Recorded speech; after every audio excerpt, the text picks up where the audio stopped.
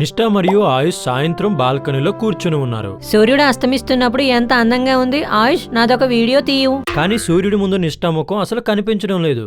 నేను బల్బు వేస్తాను, దాని వెలుగులో నువ్వు బాగా కనిపిస్తావు.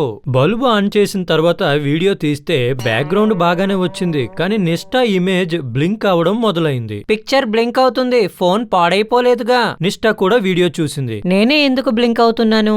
ఆయుష్ ఆలోచించి ఫోన్ కెమెరాను బల్బు పై ఫోకస్ చేశాడు. ఈ బల్బు లైట్ బ్లింక్ అవుతుంది, అందుకే వీడియోలో నువ్వు కూడా బ్లింక్ అవుతున్నావు. అయితే మిగతా బ్యాక్గ్రౌండ్ ఎందుకు బ్లింక్ అవడం లేదు? బల్బులో ఏసీ కరెంట్ వస్తుంది, పెరుగుతూ తగ్గుతూ ఉండటం వలన లైట్ ఇంటెన్సిటీ మారుతూ ఉంటుంది. ప్రతి సైకిల్లో 2 సార్లు 0 అవుతుంది. కానీ సూర్యుడి వెలుగు ఒక కాన్స్టెంట్ ఇంటెన్సిటీతో వస్తుంది, వెలిగి ఆరిపోదు. అయితే బల్బు వెలిగి ఆరిపోతున్నట్లు మనకు ఎందుకు కనిపించదు?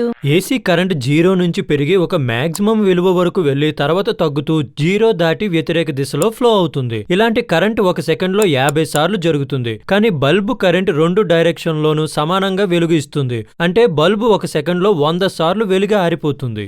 మన కళ్ళకు అంత వేగమైన ఫ్లిక్కర్ కనిపించదు, అందుకే లైట్ నిరంతరం వెలుగుతున్నట్లు అనిపిస్తుంది. కానీ కెమెరా మనలాగా చూడదు. కెమెరా వీడియో కోసం చాలా పిక్చర్లు తీస్తుంది. 1 సెకండ్లో తీసే పిక్చర్ల సంఖ్యను ఫ్రేమ్ రేట్ అంటారు. ఈ ఫ్రేమ్ రేట్ 100కి ఎగ్జాక్ట్ ఫ్యాక్టర్ కాకపోతే కొన్ని ఫ్రేమ్లలో ఎక్కువ లైట్ క్యాప్చర్ అవుతుంది, మరి కొన్నింట్లో తక్కువ. అందుకే కెమెరాలో బ్లింకింగ్ ఎఫెక్ట్ కనిపిస్తుంది. కానీ ఇది 100కి ఎగ్జాక్ట్ ఫ్యాక్టర్ అయితే ప్రతిసారి ఒకే ఇంటెన్సిటీతో లైట్ క్యాప్చర్ అవుతుంది. అంటే 25, 50, 100 ఫ్రేమ్ రేట్లలో ఫ్లిక్కరింగ్ కనిపించదు. ఆయుష్ ఫ్రేమ్ రేట్ ను 25కు మార్చి ఫ్లిక్కరింగ్ లేకుండా వీడియో తీశాడు. పదా, ఇప్పుడు స్లో మోషన్ లో వీడియో తీద్దామా? ఇప్పుడు చెప్పండి, 200 ఫ్రేమ్ రేట్ స్లో మోషన్ వీడియోలో ఏం జరుగుతుంది?